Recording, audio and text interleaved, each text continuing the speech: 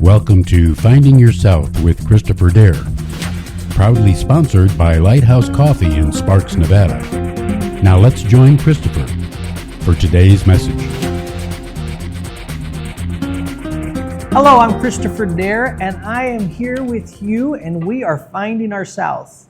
That is a name that we came up with because in my own life, I've learned there are times that though everybody has a certain direction they're going, the Lord has asked me to walk in a direction that He's called me.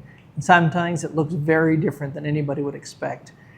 My past, as you know, my background, I've been a pastor for 30 plus years. I've been married for 30 plus years.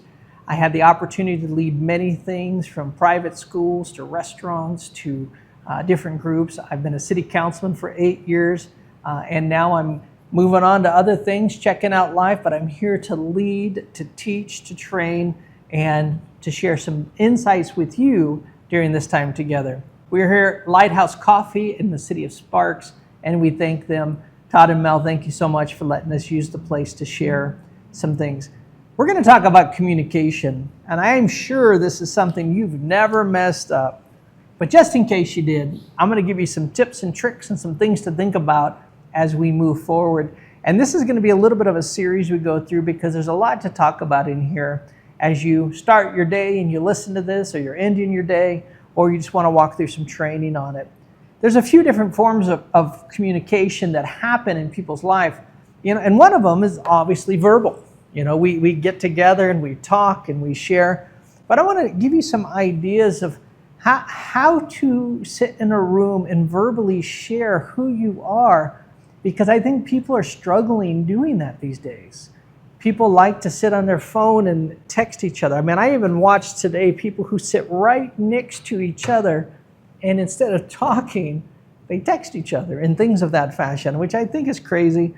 At the same time, I want to talk about that a little bit too, and at least they're communicating, even though it might not be the most perfect way. So when we talk about verbally communicating, that means we can speak a language we both understand. So I've had the honor of traveling to almost 50 countries, and as I've traveled, I've got to meet people from all different backgrounds, and they're amazing to me. And really, as I've got to hang out with them, I've learned more and more of how I need to not be myopic in how I look at things, because this world views things all differently. But even though sometimes we don't all know the same language, we still can find ways to communicate verbally. And trust me, I have done it. I've sat with people. Sometimes we've drawn pictures. Sometimes we've had to find different ways. Sometimes it's just in the heart of what we were sharing we understood, or by pointing or bringing things to the table. When it comes to verbally, though, if you are speaking the same language and you're sitting at work, or you're sitting in a marriage, you're sitting with your friends, or with some relationship you care about, there's a few things that I want you to think about. And there are things that kind of concern me of what I hear people doing quite often right now. And one of it is I'm going to say don't talk dirty. And I'm not talking sexual. I'm talking using things in people's life against them that are unfair. Bringing something to a conversation. One of the things that really bothers me is when people exaggerate. Now, the reason it bothers me is not because they're trying to tell a story and they just want people to like it. And that kind of exaggeration, I guess, is okay. But one of the things people tend to do is try to make and bolster their story so much that they think people are going to like them because it's better. And the reason I know this is because I used to do it. And so I'm not picking on somebody out there who does that, but I know what it did for me and why it was so important to stop. I was at a point when I was younger that other people had better stories than I did. And so I started telling, some of them were just lies, but some of them weren't that much of a lie. I just exaggerated to a place that people were just liked my story. And so then I thought they liked me. And because they liked me, I would tell more big stories. And it was a really bad thing to get into. So when you're verbalizing with other people and you're communicating, don't feel like you have to compete with other people. But there is a little bit of a routine I'd encourage you to think about. So have you ever been in a room sitting and talking to people and there's one person who can't stop talking?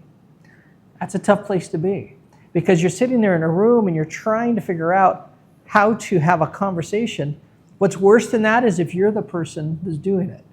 And the reason why, I just want to tell you, if that's where you find yourself, people aren't going to want to hang out with you very often.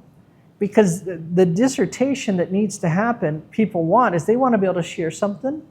They want you to acknowledge it, but they also want you to share something.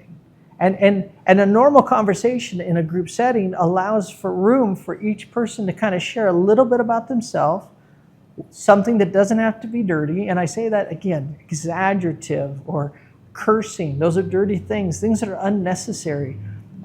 There's nothing wrong with being, dramatic in a sense. Too dramatic isn't good. But at the same time, if you're more of somebody who's louder or whatever, that's fine.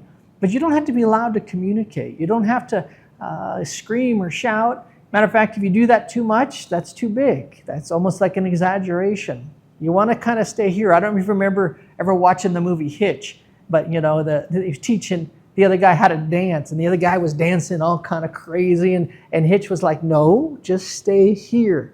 Well, I'm that coach telling you when you're communicating, especially with your words, just stay here. Make it to where people can understand it. You don't have to be over-exaggerative. You don't have to lie. You also don't have to minimize. If you did something great or you were a part of something great, feel free to share it. But you just want to do it in a manner that is more like you take turns in sharing those stories. And so as we talk about these, you also want to be confident. One of the interesting things I've seen that people do, especially those who aren't used to talking in front of people, is they look away. They don't look people in the eye. Imagine if I just talked to you the whole time just like this. It'd make you very uncomfortable because am I talking to you or that person over there? And it's something that some people do where they look down, or some people actually wear their hair in front of their eyes so you can't see their eyes. It's important for people to see your eyes. And so as you're talking, especially if you're leading, but even if you're not leading, if you want people to hear you and understand you, you got to be able to look them in the eye. You got to be able to say what needs to be said, and you want to share it in a way that is truthful and honest. Now, when we're talking about verbalizing, again, it means you're also listening. Communication does not happen if it's only one person declaring. Communication happens because we speak and then we listen. We speak and then we listen. It's like a ping pong match, And sometimes, imagine if you had different sides to it, every person we add to the table is a little bit more of a ping pong match. You let other people with the paddle share their time, share their story. And so as we look at this, let's come to the conversation. Let's say we're going to have a conversation about coffee. We're here at Lighthouse and we're going to talk about what's great about coffee. The conversation starts, and over here we have my friend Michael who starts talking about how he loves coffee just black, nothing in it.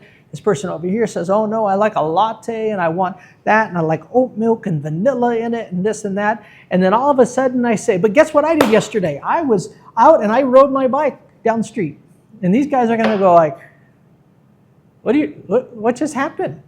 What just happened? Why did I jump out of that conversation? So part of what you want to do if you want to have communication with somebody is make sure that you bring something to the table. Even if you don't like coffee, you can just say, I've never had that. I've had that and I didn't like it. There's nothing wrong with that. But you want to stay on topic, at least until it's your turn to talk. Because then you can say, you know what? I want to tell you a story that happened yesterday. I know it doesn't do with coffee, but I was riding down the street the other day on my bike and So if you're going to change conversation, you want to make sure you slow down and do it in a manner where it doesn't seem like you're not listening to the people around you. So when you're verbalizing, you're listening, you're talking, and you're being wise. Now, the other thing really important, I know we were in school, and some people hated having vocabulary tests. I'm going to challenge you to learn new words. You want to grow in your language, whatever language it is. And there's nothing wrong with learning new languages, by the way, but at the same time, you're speaking English, know more and more of the English vocabulary. It doesn't mean you have to use really large words all the time in a conversation, but you want to sound like you are somebody to be listened to. When I'm talking to somebody, I don't want to just have repetitive words all the time. I want to have better description when I speak. And so these are kind of key concepts that you want to have when we're verbalizing and we're talking to each other. The other thing really important is to realize the cultural or differences, or just the differences in age, or the differences in our gender. Because sometimes the words you're using don't mean the same thing somebody else are thinking. I mean, I've sat at this table alone with guests and just watched how they said something I did not understand, but they were younger than me. And they said something that we had to go back and forth, and it was an interesting conversation, and we learned something about each other and that word. So when you're sitting there with somebody and you use these words, you want to make sure that it can be understood. And if it's not understood, and then we'll get to this in a little bit, you got to look for nonverbal cues that someone may or may not understand. But when it comes to communication, learning how to verbalize how you feel is very important. We're going to talk a little bit more about verbalizing how you feel and being able to share that when we come back. I'm Christopher Dare, Finding Your South, and we're giving you some tips and tricks on how to communicate, how you can be a better leader, a better communicator. But these may not be the most profound things. These are more details, but they're tools you can use to help refine your speech and make sure you're able to share with other people. God bless you, Christopher Dare. Come on back and we'll continue talking about communication. Lighthouse Coffee, my favorite coffee.